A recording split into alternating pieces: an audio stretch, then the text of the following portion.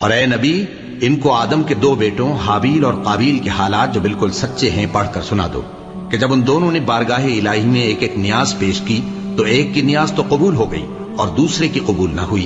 तब काबील हाबील से कहने लगा कि मैं तुझे कत्ल कर दूंगा। उसने कहा कि अल्लाह परहेजगारों ही की न्याज कबूल फरमाया करता है। अगर तू मुझे कत्ल करने के लिए मुझ पर हाथ चलाएगा तो मैं तुझको कत्ल करने के लिए तुझ पर हाथ नहीं चलाऊंगा।